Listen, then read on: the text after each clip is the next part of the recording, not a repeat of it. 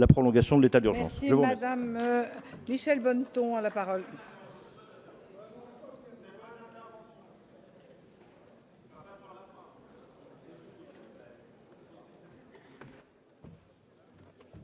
Vous ne dites pas mon nom?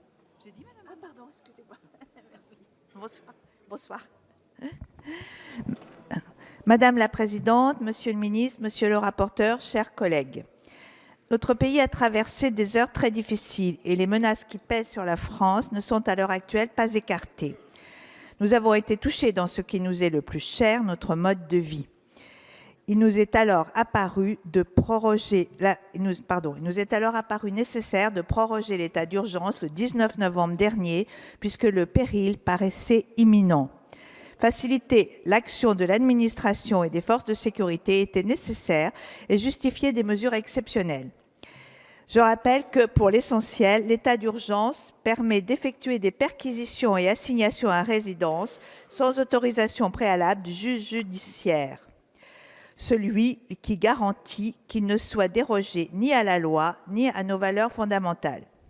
Je tiens aussi à rappeler que le droit commun permet ces procédures, mais de façon plus encadrée. Le bilan de cette période d'état d'urgence montre qu'il a pu permettre, pendant un temps, d'accélérer les contrôles, perquisitions et mises en résidence surveillée. Ainsi, sur les 400 décisions d'assignation à résidence, ont été prononcées les 3/4 entre le 15 et le 30 novembre 2015. Un peu moins de 70 l'ont été au cours du mois de décembre et seulement une quinzaine au mois de janvier. À la date du 3 février 2016, 3 320 perquisitions administratives ont été conduites. 75% d'entre elles ont été réalisées dans les 4 premières semaines, moins de 10% en janvier. Sur les 549 procédures qui ont été ouvertes, seulement 5 sont en relation avec le terrorisme.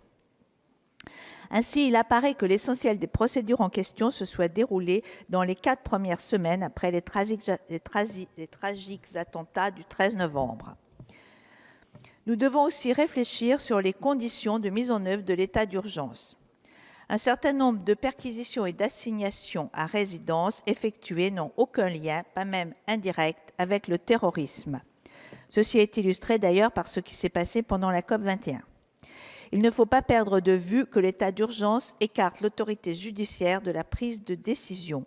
Il constitue donc une entorse à l'état de droit, entorse qui doit rester exceptionnelle. Car l'état de droit n'est pas un état faible, comme l'a rappelé récemment Robert Badinter. En ce sens, d'ailleurs, le projet de loi concernant la procédure pénale en cours ne nous rassure pas. Au lieu de jouer sur la peur seule, nous devons avoir confiance dans les capacités de notre système judiciaire pour répondre aux défis du terrorisme, ainsi que dans les vertus de la République et de la démocratie. Je vois 2 écueils principaux à la prorogation de l'état d'urgence. Donner plus de pouvoir au juge administratif au détriment du juge judiciaire.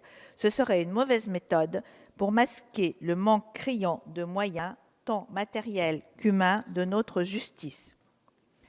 Autre écueil, laisser toute la place à une démocratie d'opinion et d'émotion sans faire appel au sens des responsabilités des citoyens. Autour de moi, je vois des initiatives fort intéressantes pour protéger les Français. Par exemple, des pompiers nombreux qui apprennent aux citoyens les gestes de premier secours pour sauver des vies. Autre piste importante, donner plus de moyens humains et matériels aux services de renseignement, aux forces de l'ordre, mais aussi à l'intérieur même des prisons.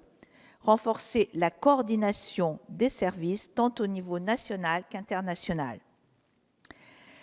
Comme nous le disions lors de la première demande de prorogation de l'état d'urgence, les écologistes ne veulent pas d'un état d'urgence qui se prolongerait indéfiniment. En faire le droit commun, ce serait abdiquer devant nos adversaires qui veulent en tout premier lieu attaquer notre vivre ensemble et nos libertés, sans pour autant mieux protéger les populations. Les lois existantes nous donnent les moyens d'agir. La première réponse que la République doit faire à ceux qui veulent la détruire, c'est qu'ils ne nous changeront pas, que la France est le pays des droits de l'homme et le restera. Nos belles valeurs, liberté, égalité, fraternité, sans oublier la laïcité, constituent le socle de ce que nous sommes. Il faut préserver ces valeurs. Alors que les effets de l'état d'urgence n'ont été réellement efficaces que les toutes premières semaines, sa prorogation aujourd'hui risquerait d'en appeler d'autres, pour l'Euro de football, puis pour les échéances électorales, etc. Il faut sortir de cet état d'exception. C'est pourquoi nous ne voterons pas cette prorogation. Merci pour votre attention. Merci, Madame Michèle Bonneton.